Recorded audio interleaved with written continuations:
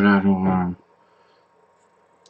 nous effectuons une vidéo sur le programme de 5e. Alors le thème étant les nombres relatifs.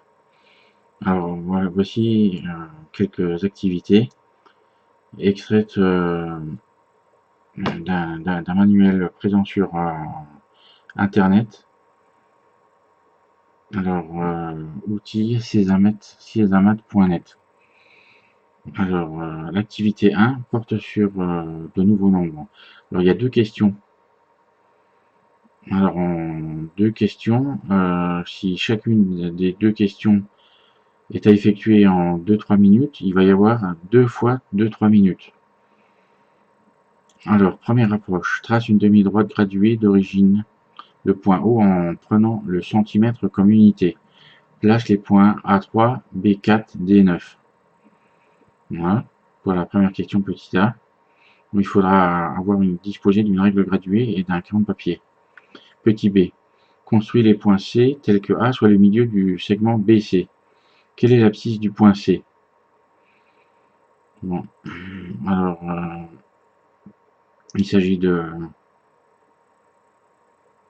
placer un point C. Vérifions une propriété. Quelle est l'abscisse du point C? Alors, question suivante, on veut placer le point E tel que O soit le milieu du segment DE. Alors, il s'agit aussi ici de placer un point E, mais pas exactement dans les mêmes conditions que la question précédente. Que constates-tu? Comment compléter cette graduation pour résoudre complètement ce problème? Quelle est alors l'abscisse du point E?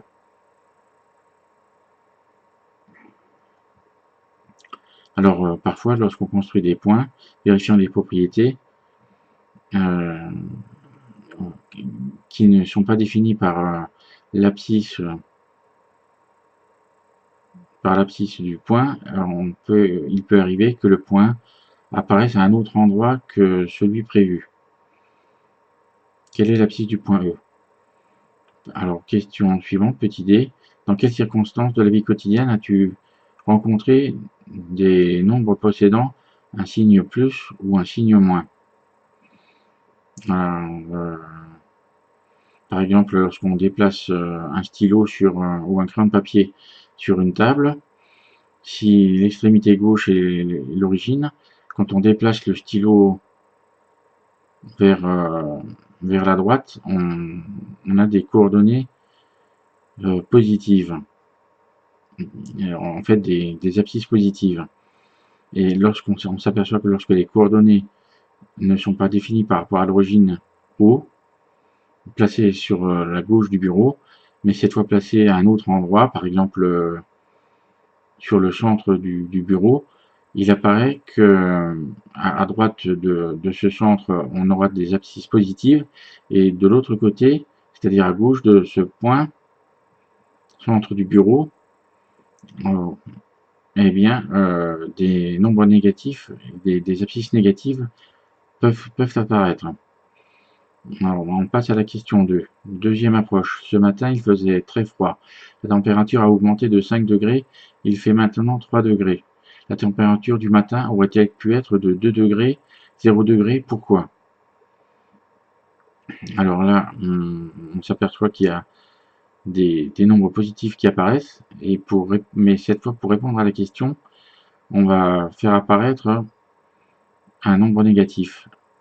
Alors il fait maintenant 3 degrés et la température a augmenté de 5 degrés. Donc il y avait 5 degrés de moins que les 3 degrés actuels, c'est-à-dire moins 2 degrés. La température du matin aurait-elle pu être de 2 degrés, 0 degrés?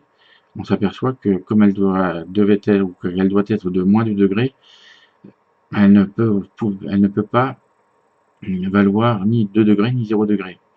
Question suivante, petit b. Complète ces additions à trous. Quelle opération permet de trouver le nombre manquant? 2 plus un nombre égale à 16, 5 plus un nombre égale à 15, 18 plus un nombre égale à 0, 18 plus un nombre égale à 8. Alors on voit sur certains exemples qu'il y a deux nombres. En fait, il y a deux nombres dans chacun des cas. Et avant d'arriver à chercher le deuxième nombre, on peut faire une observation sur les deux nombres qui sont déjà présents à l'origine. Alors par exemple, 2 et 16, on voit que le deuxième nombre est plus grand que le premier. 5 et 15, le deuxième nombre est plus grand que le premier. 18 et 0, le deuxième nombre est cette fois plus petit que le premier. 18 et 8, le deuxième nombre est cette fois plus petit que le 18, que le premier nombre. Alors, on s'aperçoit que dans ces cas, dans les deux premiers cas où le deuxième nombre est plus grand que le premier, le nombre cherché va être un nombre naturel, un nombre entier relatif positif. Et dans les deux derniers cas, où le deuxième nombre est plus petit que le premier, on s'aperçoit que le nombre à ajouter, cette fois-ci, sera négatif. Voilà.